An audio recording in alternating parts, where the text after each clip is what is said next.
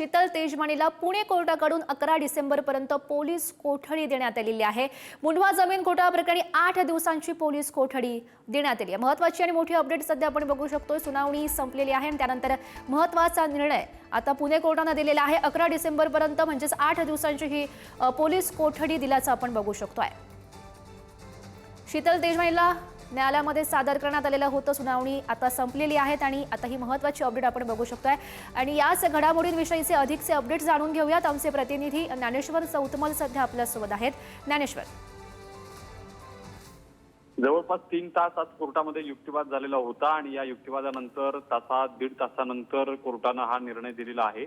शीतल तेजवानी हिला 8 दिवसांची पोलीस कोठडी सुनावण्यात आलेली आहे। 11 डिसेंबर पर्यंत ही पोलीस कोठडी कोर्टाने शीतल तेजवानीला बजावलेली आहे। जेव्हा युक्तिवाद सुरू होता त्यात पोलिसांकडून काही महत्त्वाचे मुद्दे सांगितले गेलेले होते, ज्यात कुलमुखत्यार पत्र तयार करण्यासाठी लागणारे जे कागदपत्र आहेत त्यांची तपासणी पोलिसांना करायची आहे।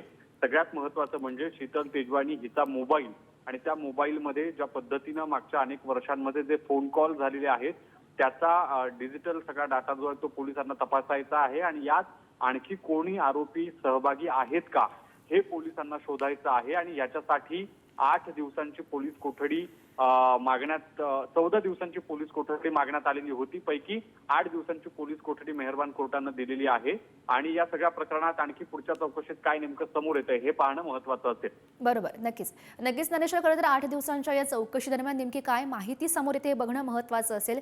धन्यवाद दिलेल्या सगळ्या सविस्तर माहितीसाठी।